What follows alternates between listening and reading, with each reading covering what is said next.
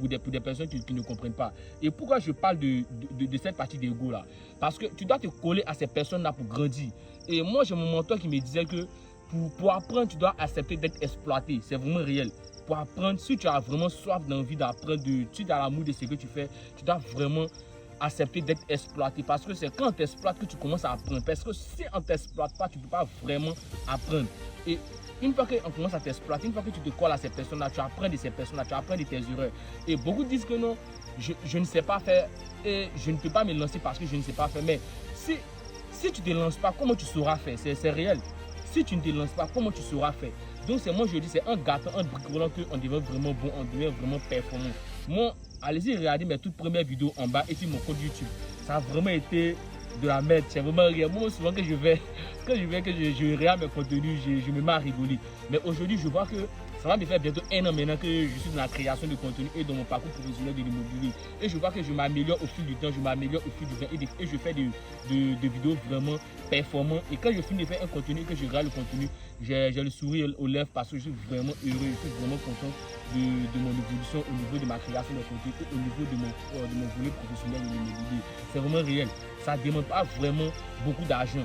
Et moi, ça a été vraiment le cas pour moi. J'ai lancé mon business avec 0 francs, c'est vraiment réel. Et de toute façon, je vais vous expliquer le schéma, ça a vraiment été le cas pour moi.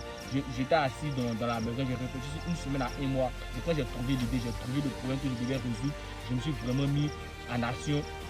Et j'ai cherché des personnes qui faisaient déjà cette chose-là. Et j'ai trouvé physiquement, j'ai trouvé en ligne aussi.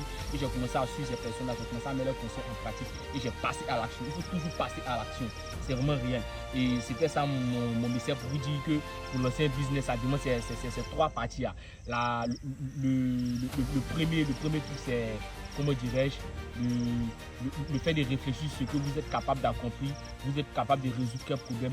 Et le deuxième, c'est de trouver est-ce que le projet que vous voulez lancer, ça demande de l'argent ou ça demande un capital humain. Une fois que vous avez trouvé cela, vous passez à l'action. Et la troisième partie, c'est de chercher des personnes qui exercent cela déjà. Et une fois que c'est déjà fait, vous collez à ces personnes-là. Si vous ne trouvez pas ces personnes physiquement dans la cour, cherchez ces personnes via étant en ligne. C'est vraiment rien. Moi, aujourd'hui, je m'éduque beaucoup en ligne. Et quand je vais, je trouve des contenus qui m'élèvent beaucoup. Et vous pouvez vraiment faire pareil. Vous vous entourez de ces personnes-là et vous cherchez à vous auto-former, à faire des recherches, à vous auto-former dans le domaine dans lequel vous voulez vraiment exceller. Et donnez-vous 6 mois pour voir le changement. C'est vraiment réel. Donnez-vous seulement que 6 mois pour voir le changement. Et c'était ça mon message. Sur